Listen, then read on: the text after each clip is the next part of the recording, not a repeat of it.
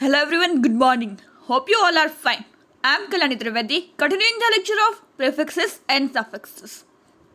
Yesterday we have already discussed what is prefixes and suffixes and what is root words. R-O-O-T root.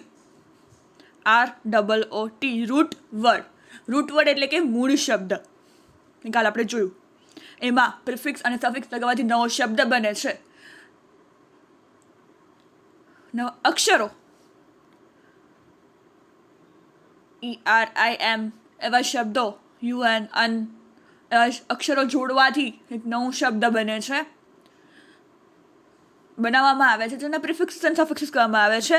Prefix એટલે જે મૂળ શબ્દની આગળ પહેલાં, પ્રી એટલે પહેલાં કોઈ પણ અક્ષર જોઈન્ટ કરીને નવો શબ્દ બનાવવામાં આવે છે તો એને પ્રિફિક્સ કહેવામાં આવે છે. અને સફિક્સ એટલે પાછળ, કોઈ પણ શબ્દની પાછળ કોઈ અક્ષરો જોડીને નવો શબ્દ બનાવવામાં આવે છે તો એને સફિક્સિસ કહેવામાં આવે છે.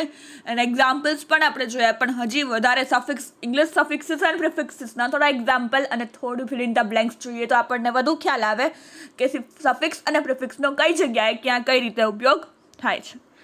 સફિક્સિસ એન્ડ પ્રિફિક્સિસ. સફિક્સિસમાં છે એજ એટલે એનું રિઝલ્ટ શું છે તો કે વર્કેજ, wreckage, ends an action or state, importance મહત્વ, એન્ડ અ પર્સન આસિસ્ટન્ટ કોઈ વ્યક્તિ, double E a person referee, ENCE આ બધા સફિક્સિસ છે, વર્ડની શબ્દની પાછળ લાગે છે. એન્ડ એક્શન ઓર સ્ટેટ ડિફરનું difference, ER or R a person કોઈ વ્યક્તિ, ટીચ કરે એ teacher,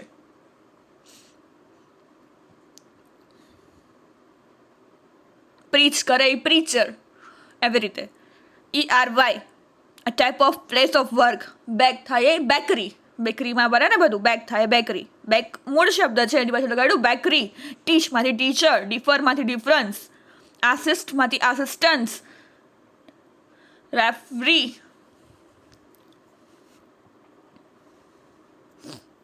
full as much as will, full, fill, spoonful, ING an action or result, painting, paint કરે છે painting, ION a process, પ્રક્રિયા, decoration, decor કરવું તો decoration.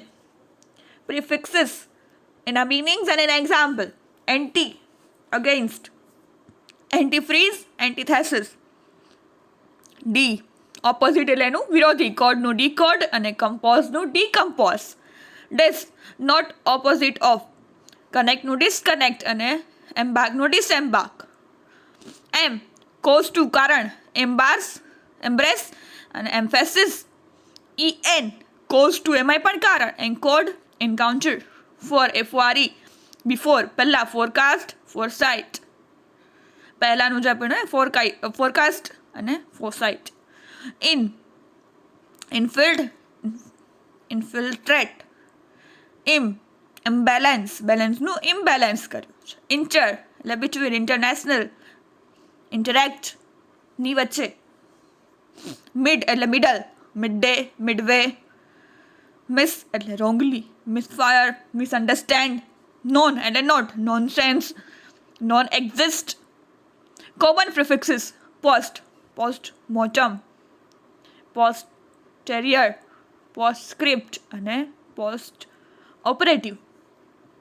Pre અથવા pro, precede, predict, project, prologue. આ કોમન પ્રિફિક્સિસ છે. Submarine આપણે સાંભળેલા અને ડે ટુ ડે લાઈફમાં આપણે યુઝ કરતા અને સાંભળેલા. Subsidiary, substandard. સિમ તો symmetry, symposium, synchronise contact synchronise કરીએ છીએ આપણે. Snaps, television, telephone, telemedicine, telecom, ઘણું બધું આ યુઝ કરતા હોઈએ છીએ.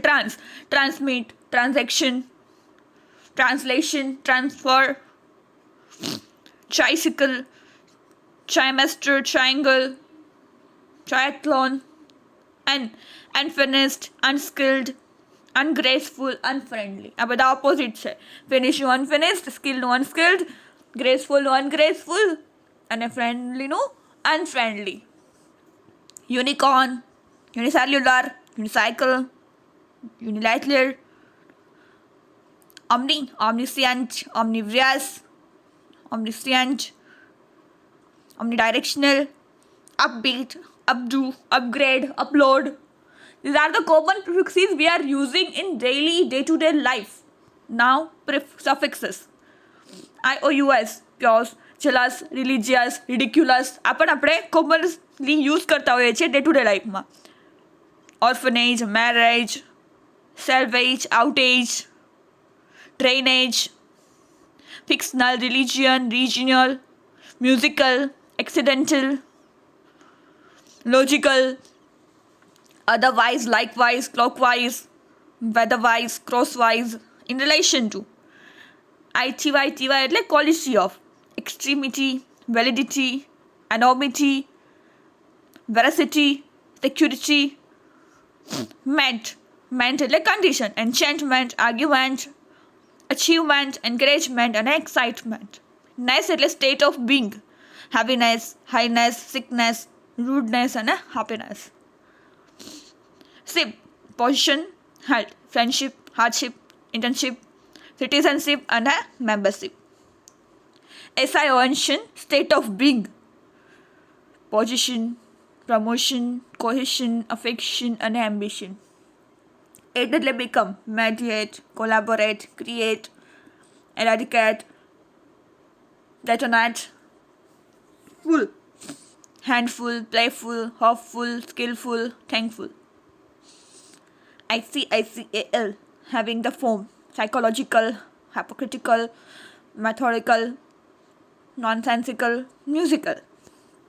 IVE, having the nature of, natural, informative, attentive, abortive, active, inquisitive, less, without, meaningless, hopeless, homeless, mindless, worthless.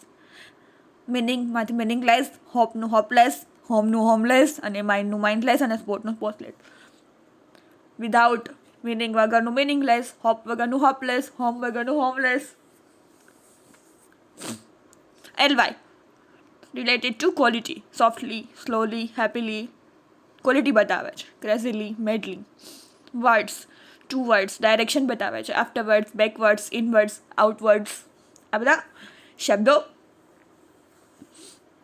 સફિક્સિસ છે, ઇંગ્લિશમાં કોમનલી યુઝ થાય છે. જે પ્રિફિક્સિસ છે આ પણ આપણે ડે ટુ ડે લાઈફમાં, રોજિંદી લાઈફમાં આપણે સાંભળતા હોઈએ છીએ, કોમનલી યુઝ કરતા હોય છે. એવા સફિક્સિસ અને પ્રિફિક્સિસના એક્ઝામ્પલ્સ છે. હવે થોડી એક એક્સરસાઇઝ સોલ્વ કરી અને આપણે જોઈએ કે ક્યાં કઈ રીતના કઈ રીતનું પ્રિફિક્સ સફિક્સ લગાડીને આપણે વાક્ય પૂરું કરીએ છીએ. He crack the civil service examination, એણે પાસ કરી લીધી. He was successful for the second time. He succeed for the second time. He was succeeded for the second time. Ria is childish. She was crying a minute ago and suddenly she started laughing. Ria is childish. Child પાછળ ISH, childish એટલે બાળક જેવું છે એનું. 2 minute પહેલાં રડતી હતી અને પછી હસવા માંડી. They are not practicing. Perhaps they will win the championship trophy. Practice પણ નથી કરતા છતાં પણ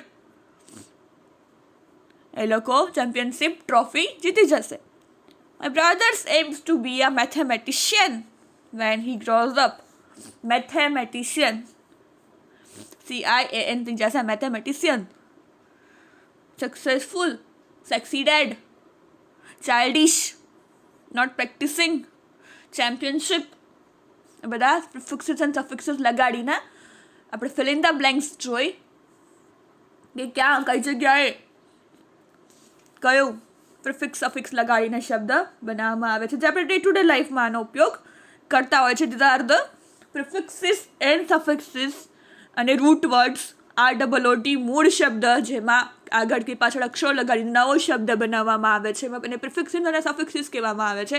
પ્રિફિક્સ એટલે શબ્દ પ્રી એટલે પહેલાં, શબ્દની પહેલાં કોઈ અક્ષર લગાવીને નવો શબ્દ બને તો પ્રિફિક્સ, અને શબ્દની પાછળ કોઈ અક્ષર લગાવીને નવો શબ્દ બને તો સફિક્સ કહેવામાં આવે છે. Is all about prefixes and suffixes. So thank you for listening. Have a nice day.